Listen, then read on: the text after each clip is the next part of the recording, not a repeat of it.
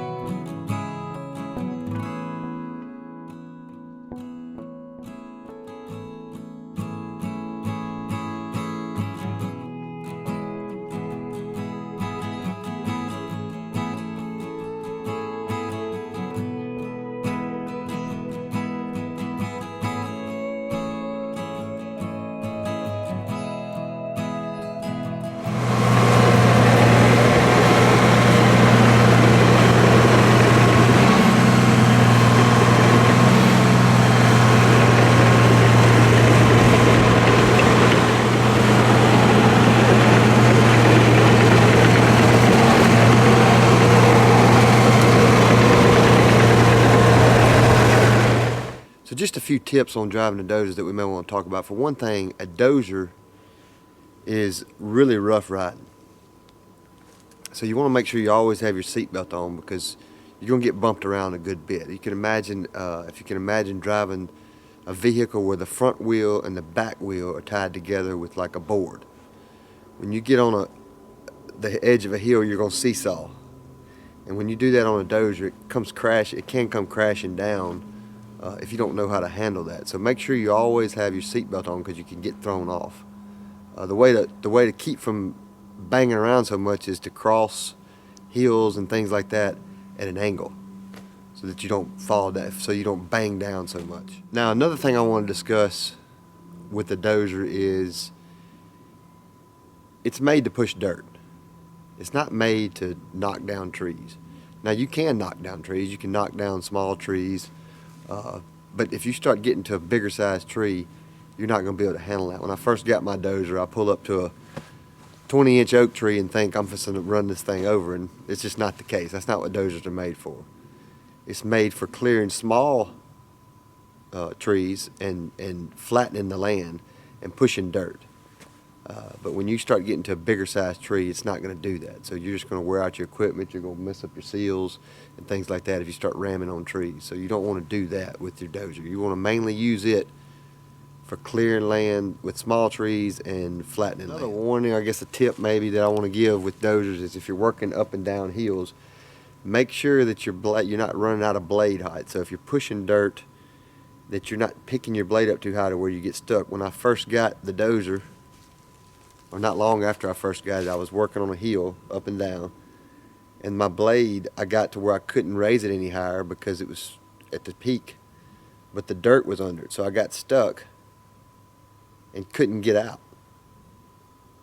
Now, my neighbor had a D6 and he was able to pull us out, but not before it rained. So when I got stuck in that position, I created a dam in front of it, and the dozer filled up with water. So we had to drain all the fluid from that mistake. But so make sure when you're pushing downhill that you don't get where your blade can't be raised, because you'll get stuck in that position. So I got stuck where I couldn't go forward, and it was too muddy and I couldn't go backwards. So don't, if you're working downhill, don't get your blade too high with dirt under it. Now, when you're trying to flatten land, you want to take small cuts, small distances. Don't try to push dirt a long way.